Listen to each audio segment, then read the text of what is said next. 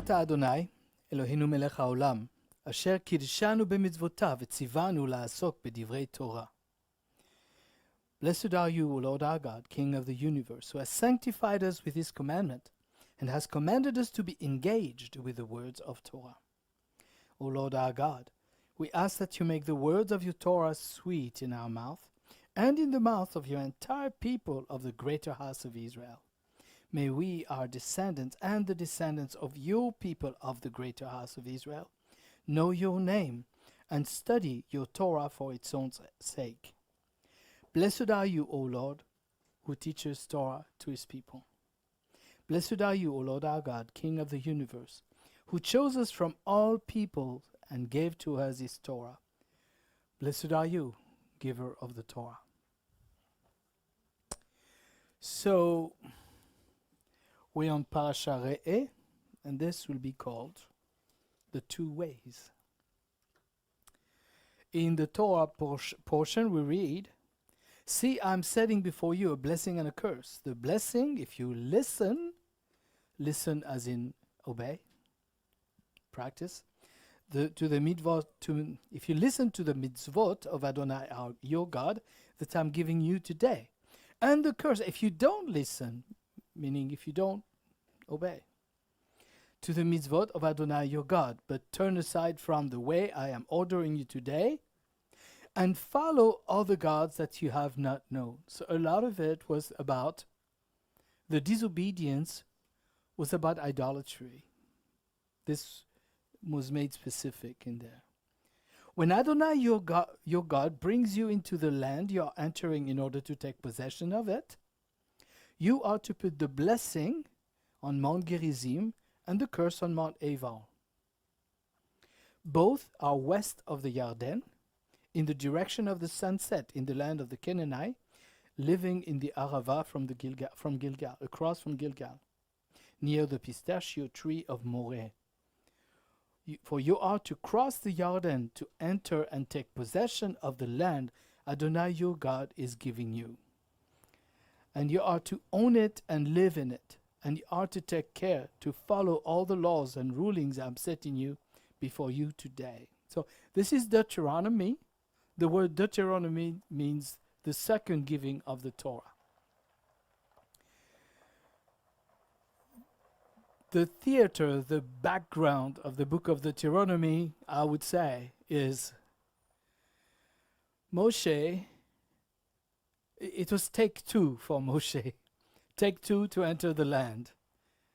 The first time was a fiasco that cost him 40 years. So now he wants to make sure that they're really ready. So the whole book of Deuteronomy really is a pep talk. You got to obey. You got to do this. You got to do that. He doesn't want to spend another 40 years in the desert. He's getting the team ready. He's getting the tribes ready. And one thing that he's telling the children of Israel is that entrance to the land, as well as staying in the land, being able to stay there, was contingent to obedience. So, fasten your seatbelts. I'm going to take you through a Jewish style midrash, straight from the book of Hebrews. I hope I make it.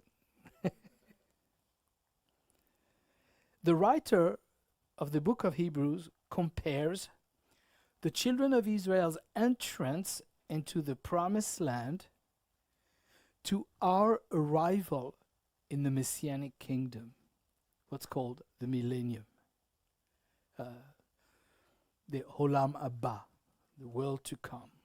We've been talking a lot in Torah Club about this. So, and the book of Hebrews makes that big comparison between Shabbat, entering the land, millennium. It's all the same thing. Okay, so midrashically speaking. So, and in Hebrews 3 we read, For we have become sharers in the Messiah. The book of Hebrews is actually the message to Jewish believers of first century Israel. That's why it's called to the Hebrews. It's not to the Corinthians, it's not to the Galatians, it's to the Hebrew. It's the message that was given to them. So he was writing to Israeli believers. He says, we have become sharer in the Messiah, provided, conditions, oh my gosh. Provided, however, that we hold firmly to the conviction we began with, right through until the goal is reached. That's what he's telling them. The congregation there was very despondent. They were being kicked, they were being harassed, persecuted, kicked out, ostracized by their own Jewish relatives, family, and friends because they were believers. And they were also persecuted by the Romans. It was very complicated. The whole book of Hebrews is a pep talk to, hey, come on, to encourage them to not give up. So he's telling them, we have become sharers in Messiah, provided, however, that we hold firmly to the conviction we began with right through until the goal is reached. That congregation, they were stopping to get together. Some of them were returning to traditional Judaism. It was really tough. So he says, come on, we become sharers in Messiah, in the kingdom to come, provided we hold firmly to the conviction we began with right through until the goal is reached. Now, where it says, now he's gonna make a point, and the way it's written is really not clear, but it's there. So he's talking to them, the goal of the world. The goal is the world to come, okay? The goal is the millennium, the world to come, Olam Haba, okay? So now, where it says, today, if you hear God's voice, he's quoting King David. Today, if you hear God's voice, don't harden your heart, as you did in the bitter quarrel. So he's quoting King David, telling the story of a time when Israel disobeyed Moses. 1400 years space between King David and that event. About something like that. So then he says, who were the people who, after they had heard, quarreled so bitterly? All of those whom Moshe brought out of Egypt. The first generation who saw the plagues, who saw the crossing of the Red Sea, who saw the miracles God did for them. They saw all that. They were responsible. They were accountable. It's not like today, we don't see this miracle. They saw the great things. So who were those people who quarreled with God? It's those people who saw these great miracles. And with whom was God disgusted with for 40 years? He's quoting King David. Those who sinned, yes, they fell dead in the wilderness. He's talking about the first generation. So he's making a point here. You see, remember he said, we have become sharers if we hold firm to the conviction we began with. He says, hey, look at these children of Israel. They had conviction. They came out of Egypt, but they didn't hold on to it. They fell in the desert. Because of quarreling with God, because of all the issues they had. Those who sinned, disobeyed, did not hold on to the word. Yes, they fell dead in the wilderness. He's saying it again. He's a good teacher. It's a prerogative of teachers to repeat themselves. That's why they say it again and again and again. They repeat themselves because they're teachers. And to whom was it that he swore that they would not enter his rest? The rest, Shabbat, world to come. To whom is it that he promised land? To whom did he swear that? Those who were disobedient. He's saying, you see, we are sharers if we hold on. And then he gives his proof text is the children of first generation of the children of Israel. That's a proof text he's giving there. Those who were disobedient. So we see that they were unable to enter the land because of lack of trust. Wow. That's the message he's giving to the despondent congregation of Israeli believers. He's telling them, come on, you guys. And it's not a message, you got to obey. No, no. He's pleading with them. He's pleading. I know it's hard, but don't lose hope. You continue. Just get going, just. So he says in that passage, he's quoting King David, the Psalms, Psalm 95. Today, if you hear God's voice, don't harden your heart as you did in the bitter quarrel. He's giving that as an example. So it is actually part of Psalm 95. It says, for he is our God, and we are the people in his pasture, the sheep in his care. If only today you would listen to his voice. King David, only today. So let's say roughly King David 1000 BC. Roughly, give or take 100 years. Okay. He said today. The word today means today. If only today you would hear his voice. Don't harden your heart as you did at Meribah, as you did on that day in Basai Desert. So, okay, so this is a Shabbat psalm. And then we read all that again. Okay? We read all that again. So that is terrible. He's telling them, don't be disobedient like these people at Massa. So the writer gives a warning to the despondent congregation that if they lose faith, they will not enter the kingdom. Whoa.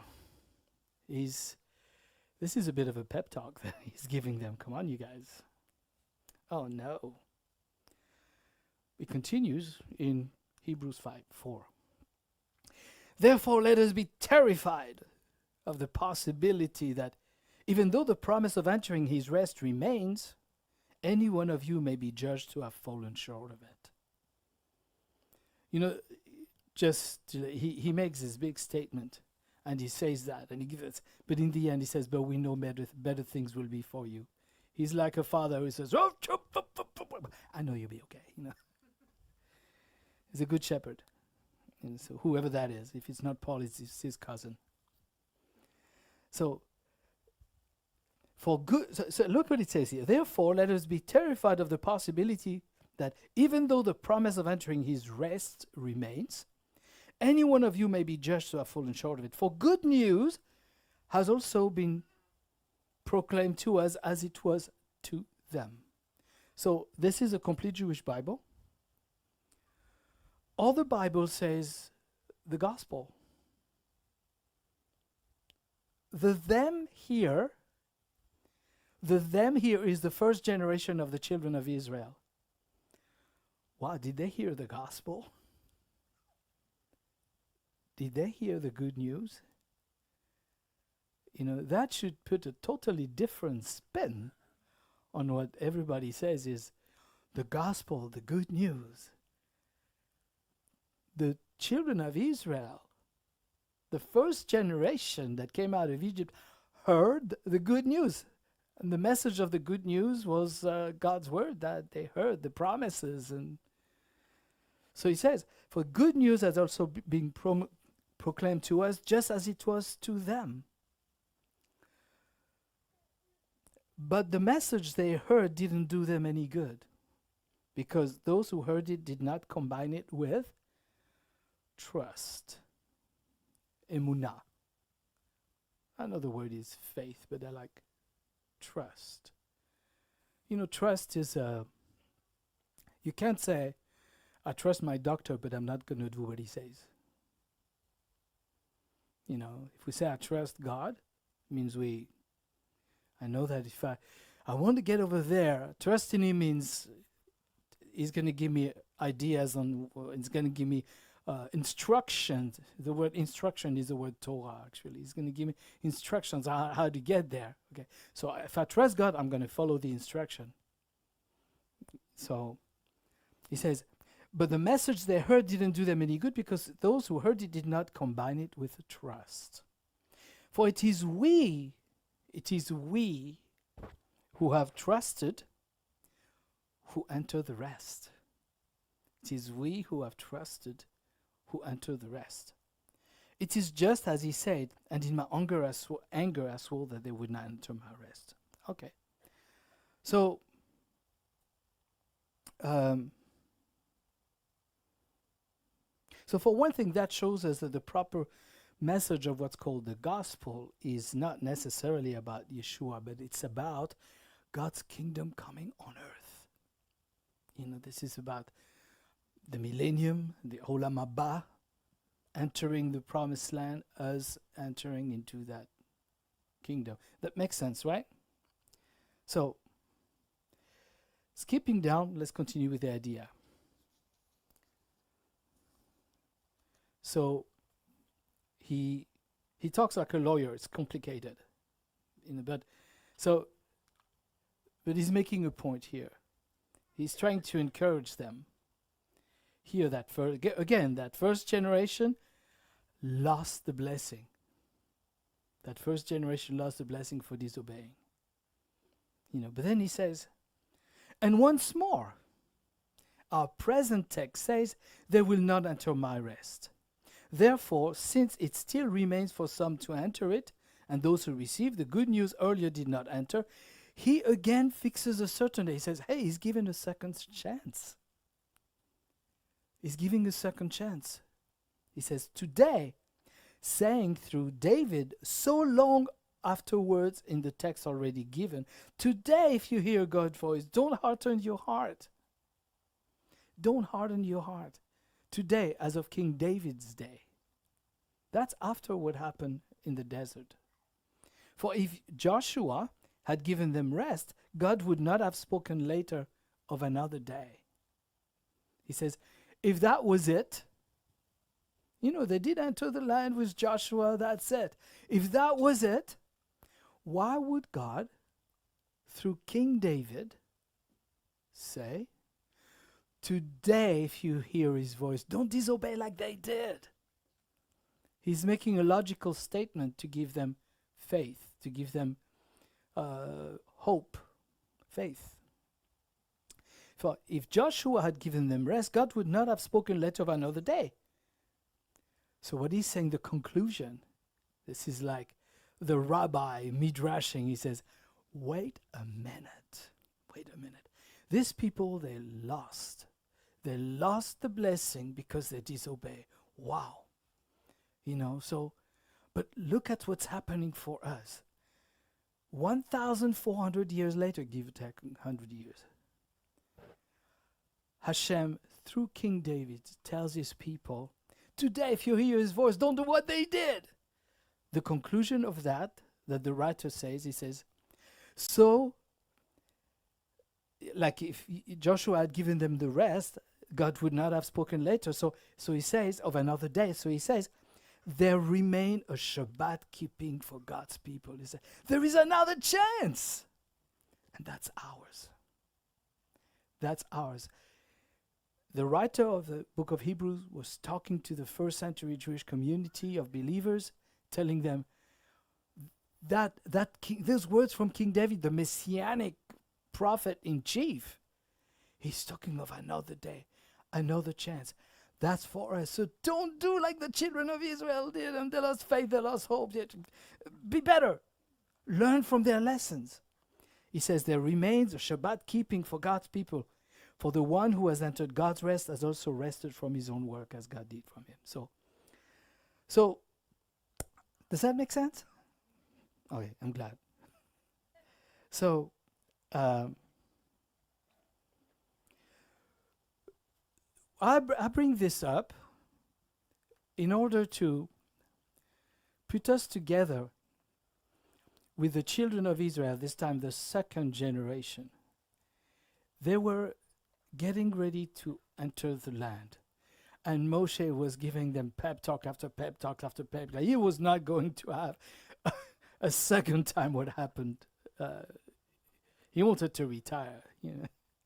He was done. So he told them everything. The obedience, disobedience. He really did it. But we today also our generation, okay, I don't want to say tomorrow, but our times in the grand scope of things, we are at the foothills, not of the Cascades, but we are the foothills of the world to come. You know, I think we've been there since the resurrection of the state of Israel. Really, that was like, but especially Jerusalem being two Jerusalem's. But anyway, so being there at the entrance of this, where it's going to come, maybe in 50 years, but we're there, you know. So basically the message that was given, that was given to the children of Israel as they get ready to enter the land, I think it applies to us as we get ready to go to the Shabbat rest too of the millennium. All this, the Shabbat rest, entering the promised land, those are all microcosm of what we're doing in our generation, getting ready to enter the Olam Haba. Does it make sense? You know, in Jewish homes, Friday night is very busy. Lots of cleaning, lots of preparation. In Orthodox home, you gotta have food for 3 days because they don't cook on Shabbat. So you cook Friday, you cook for Friday night, Saturday, and you gotta have something for Sunday, you know. So it's a lot of work. So the time to enter Shabbat is a time of intensity and preparation. And in any home where there is a lot of children and a lot of things going on, there's a little bit of frustration going on, and you know, tribulation. You know, so this is the time we're really in. So let's see what type of words Moshe said, and I think I already read it, so we're not going to read it again. This what he's telling the children of Israel before entering. He says, you guys, your happiness, your prosperity in that land will be dependent on your obedience to Hashem's commandment. So it's really important. So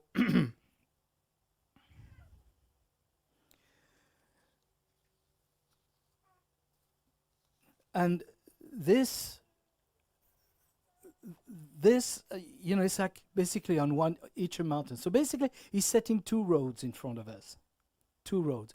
The road of obedience and the road of disobedience.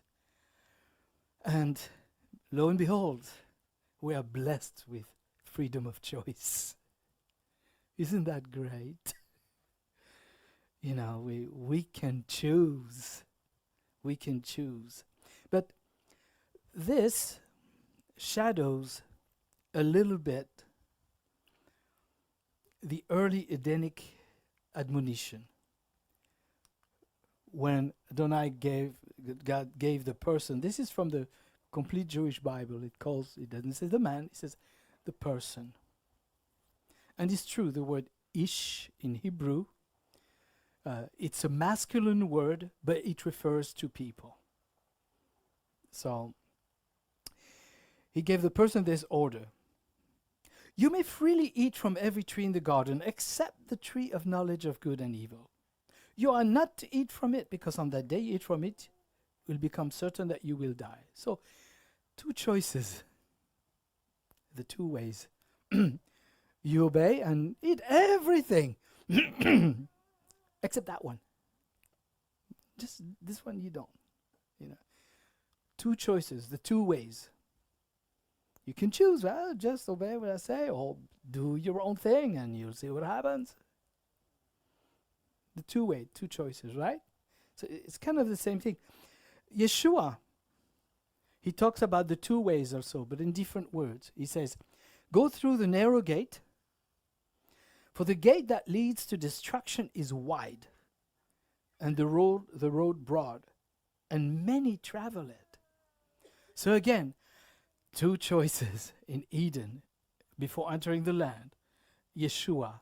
It seems to be the theme of our lives. There is a famous poem, and I was supposed to. I'm gonna to play it. Give me a minute. I put a link in here. Maybe it's gonna play straight. I hope. Okay, the words are here. If it doesn't play, I wish I would have plugged it. Let's see what it does if I do this. Let's see. The road not taken. Okay, what I'm going to do, I'm going to put a microphone in front of it. Okay, this is a poem from, what's his name?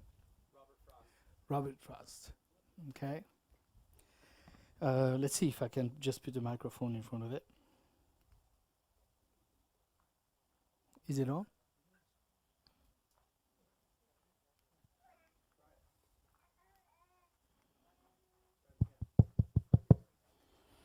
Okay. We're going to try this.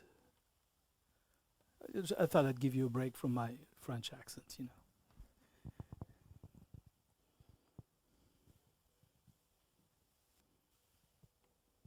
The road not taken by Robert Frost. Where are you?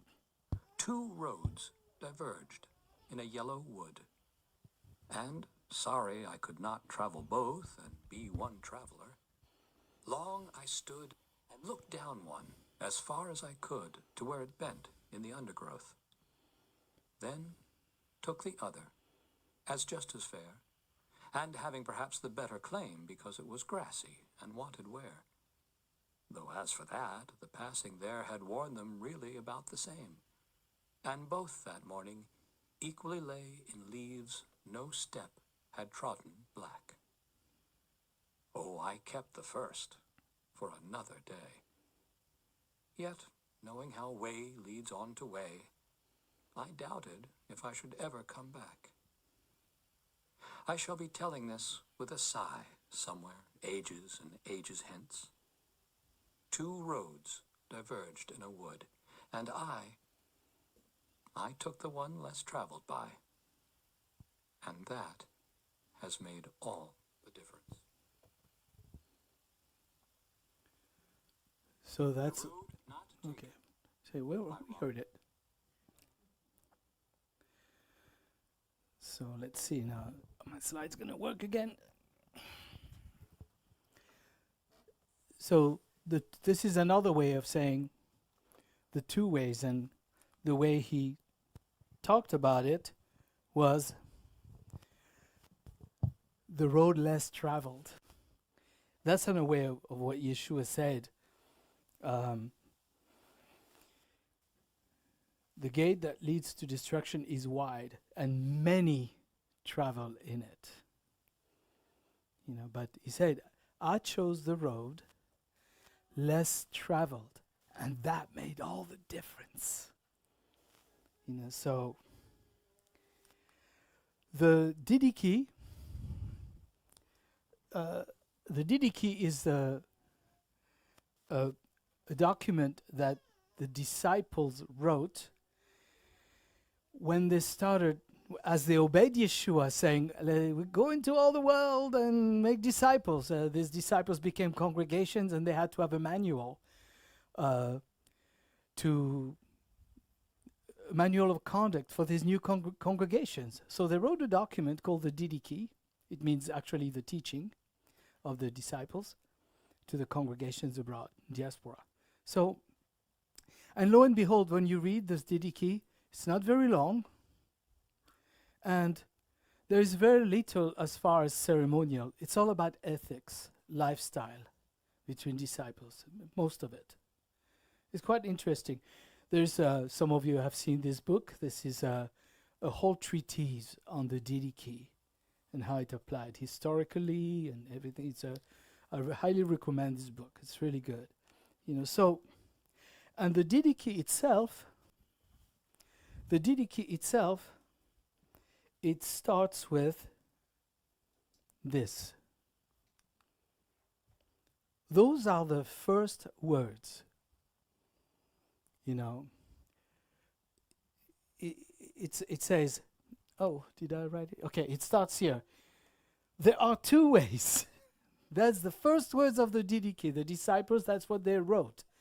The first admonition. There are two ways, one of life and one of life and one for death.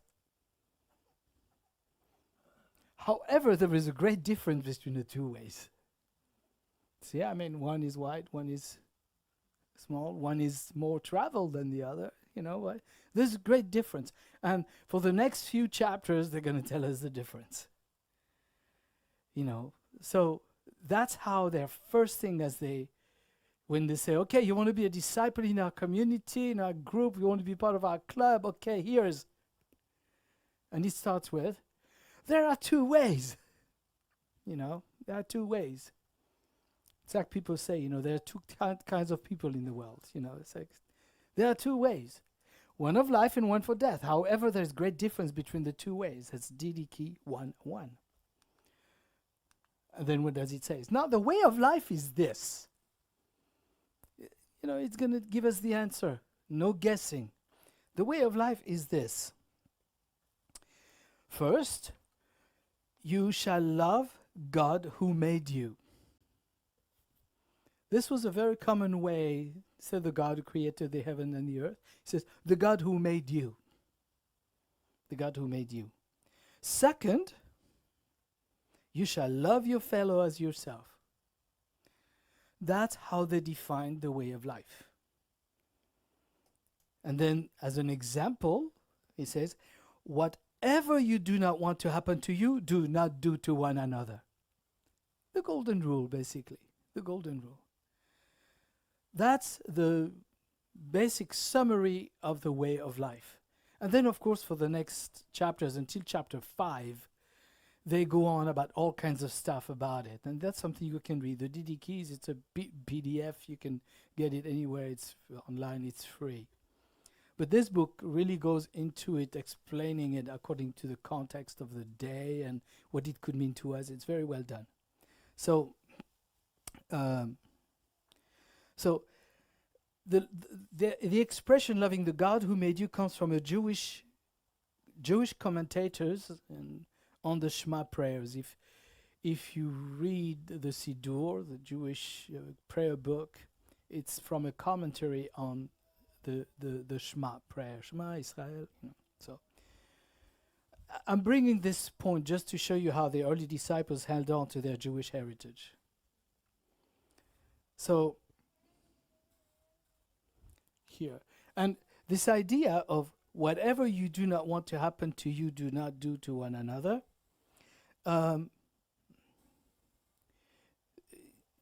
They didn't use Yeshua's positive formula, which says, always treat others, in Matthew 7:12, always treat others as you would like them to treat you. That sums up the teaching of the Torah and the prophet. That's making it a part. Do this instead of don't do that. Do this instead of don't. So Yeshua talked about it in it made a positive, grammatically positive statement. But the disciples, as they wrote the Didiki, they wrote it more like Hillel wrote it. Because Yeshua, he was quoting a lot of Talmud, and Hillel was one of the main teachers in those days. So basically, he sided with Hillel when he said, treat others the way you want to be treated. He was actually quoting Hillel in reverse, because Hillel said, whatever you don't want to happen to you, do not do to one another. He was just making a grammatically positive statement instead of negative. And the disciples, as they wrote the Didiki, they actually stayed close to Hillel. It's not that they didn't like what Yeshua said. It's like they seem to have stayed close to their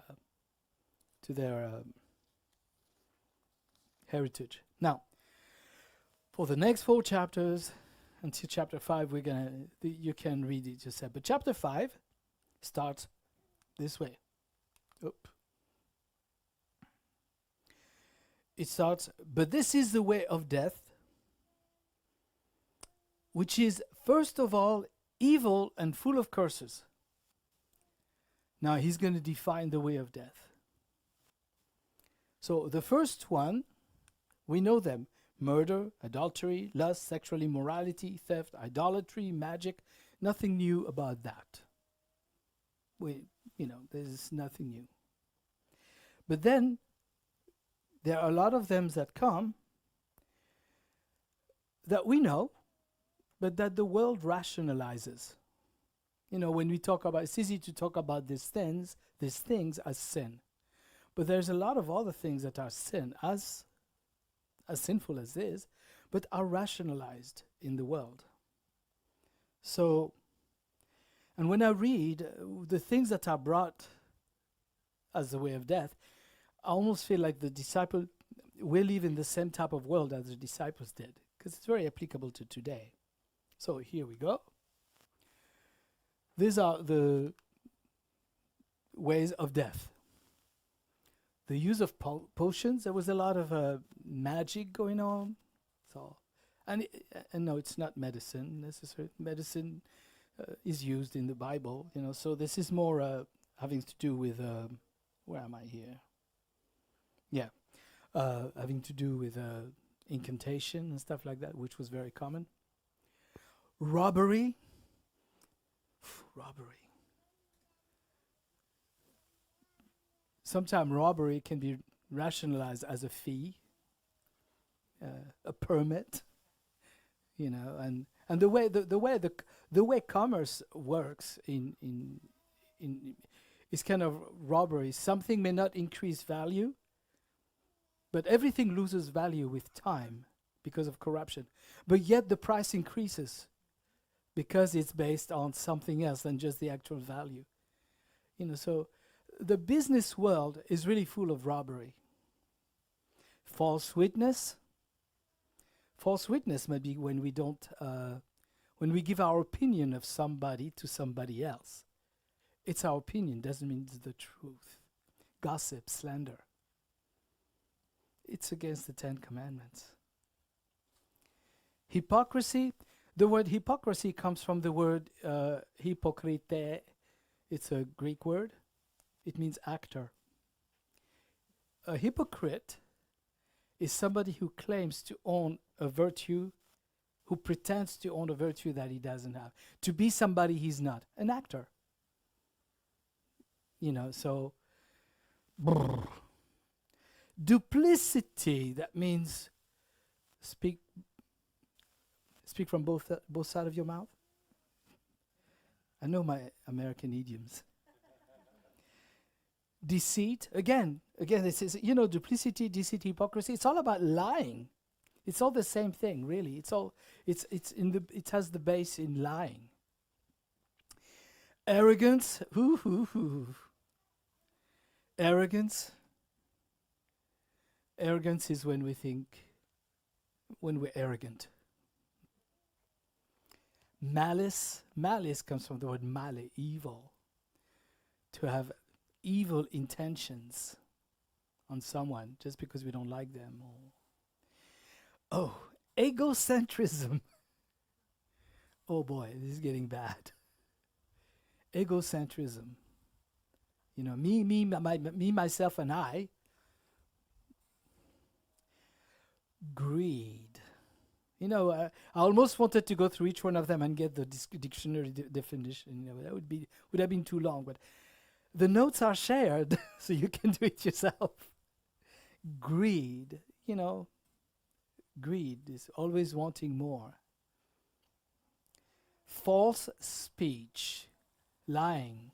Let's say something happened, and instead of telling the truth about it because you're embarrassed, you...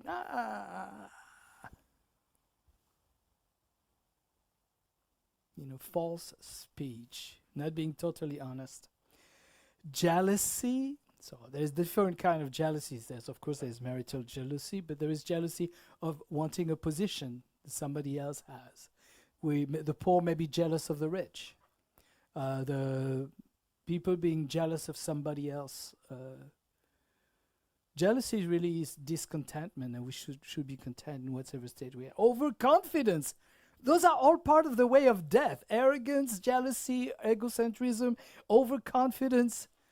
To be overconfident is really trusting oneself. We make ourselves God. You know. Loftiness. Would this motion show what it is? Is that what it is? Loftiness. You know, it's hard to see eye to eye with people when we always look down on them. You know. Pretension.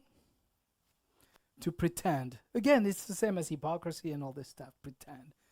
You know, so. Was that tough? Now, he says, and this thing, so here, he says, from the beginning, it says, but this is a way of death, which is first of all evil and full of curses, murder, adultery, lust, blah, blah, blah, blah, blah, use of potion and all this. And then he continues by saying, it is the way of those who persecute good. Everything I read is the way of those who persecute good. Because the arrogant, the jealous, the egocentric, the greedy, the overconfident, the lofty, the pretender, looks down on the meek, looks down on the humble, which we're supposed to be meek and humble. Those are the ones who inherit the land, by the way. Look down on the meek, look down on the godly as, look down on the people who have principles, who have character as, come on. These are the ways of those who persecute good, those who hate the truth. Those who hate the truth. This thing that we read before. This is the way of those who persecute good, who hate the truth, those who love falsehood. Not just being subject, who love falsehood. Those who are ignorant of the wages of righteousness. That means to not be aware that when we do good, God blesses us. And good is not being goody two shoes. Good is basically obedience. I put two ways before you. The way of obedience, which is life, the way of disobedience, which is death. You know, so those people who have these character flaws here, these things here, they hate the people who are good. And they hate the truth, but they love falsehood. And they're ignorant of God's blessing. That, you know, the fear of the Lord is to know that if I do well, I'm rewarded. If I do wrong, I get retribution. That's the fear of the Lord. But the people who are in the way of death, they are ignorant of that. It is the way of those who do not cling to what is good or to righteous judgment. Cling. The Hebrew word is lidvok, to glue ourselves to. It's the way of those who keep watch, not for good, but watch wickedness. You know, they're more aware of doing bad things than to do good. Those who are far from being considerate and persevering. Those who love frivolous things. Those who seek repayment. Oh, grudges. Do not repay evil, Paul said. You know, but repay evil with good. You know, do not hold grudge. In Leviticus it's written. It's part of the verse, you shall love your neighbor as yourself. Do not hold a grudge against your brother. But the way of death is the way of people who seek repayment. I'm going to get you back. Blood for blood. Those who are merciless to the poor. That's part of the way of death. Those who are merciless to the poor. Those who do not trouble themselves for the oppressed. Who are the oppressed in our society? You know, who are the oppressed? Those are questions to ask ourselves. Who are the oppressed around us? And that they are oppressed is one thing, but to not trouble ourselves, to not have a heart for it. God is on the side of the vulnerable. God is on the side of the oppressed. God is on the side of the persecuted. God is on the side of the poor, of the orphan, of the widow. That's who he's on the side. He's on the side of the oppressed. That's the way of life. But the way of death is to not trouble ourselves for the oppressed, to be merciless to the poor. Those who do not recognize the one who made them. Because if we look at anyone as a creation of God, then we have mercy, we have compassion. It says, Proverbs, I think Solomon says, he who lends to the poor lends to God. Ooh. Those who murdered children. There was a lot of idolatry in those days where people offered children. In a certain way, Judaism has always been a more humane religion. This is why it was very successful in a way, even as the time of Yeshua, because Judaism did not allow child sacrifice. Human sacrifices, God doesn't eat that. So those who corrupt what God has formed. So that's a corruption of creation and people, but also creation, those who corrupt the works of God. An example of that is when Yeshua, he did a miracle I think it was in the Decapolis, by healing a man who was prey to a bad spirit. And the bad spirit was legions, because there were many of them. And he ordered the legions to go in a herd of pigs. The pig herder was not very happy when all his pigs went to the sea. So they had to blame Yeshua. So they said, you didn't do that by the power of God. You did that by the power of the devil. That's corrupting what God has made. God, somehow he doesn't like his credit to be given to the devil. So that's a word for that is blasphemy. So those who corrupt God's creation, God's work, what God has formed. Oh, another one, those who turn away from the needy, those are all the way of death. We got to look at it as how God looks at us now as we're getting ready to enter the land. The first century disciples, that we've talked about it a lot in Torah study, the first disciples believed the Messiah was coming soon. In their day. They believed that. That's the words that they were given as preparation. The prepare the way words. If we believe we're coming close, these words are for us. These words are for us. Those who turn away the needy, those who oppress the greatly distressed. Those who oppress the greatly distressed.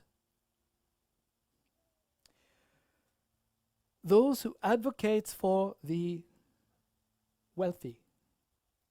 So basically, when judgment is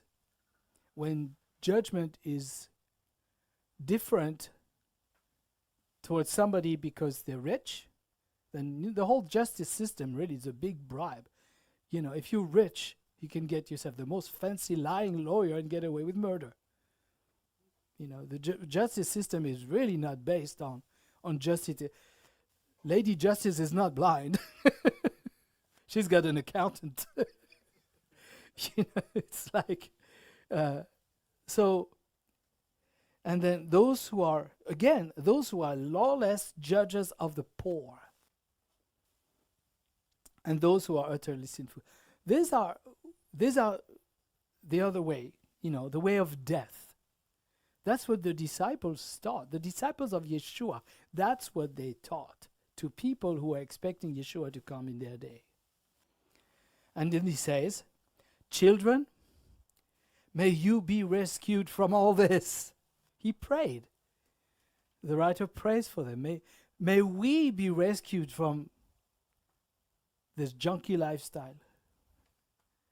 May we be rescued from this. And I think those words really deserve really important. Who are the oppressed? Who are the people who don't have rights? What are the people who have less rights than others? Do we make differences with gender, race, religion? Do we make differences? I mean, I'm talking not we, I'm talking in the world. Is there differences?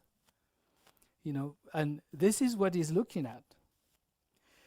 And I feel that these words are a big indictment for our generations, just like it was in their generation. To be a disciple in those days was, you had a totally different overview on life, different point of view, different everything, different perspective on life. Everything was different. Where all the world was going like this, you were going like this. You've seen The Chosen, right? The fish and turning around, turning around, turning around. That's exactly what it did. You went against the flow of the people who didn't care for the poor, didn't care for the oppressed, who loved good and who loved bad and didn't like good. So how is it Yeshua said it? Whatever is, it's going to be a paraphrase. Whatever is popular with the world is an abomination to God. Something like that. So they were teaching that to the early congregations of early Jews and Gentiles. And yes, in the DDK there is very little about ceremonial observance. It's all about ethical lifestyle. I would say 75-80%. And today, in the same way that the disciples, they were teaching that we are called, if we believe we're on the foothills of the return of Messiah, we are called to live by the same standards. So I'm not going to go through each of them because that's something you can do. It seems like there is much more items on the way of death than on the way of life. And yes, it's because the way of death is wide. A lot of people walk in it. In that picture, I found this picture. It's written Shabbat here. This is the way. The way of life is, yes, it's a climb up. It's not as comfortable. It's difficult.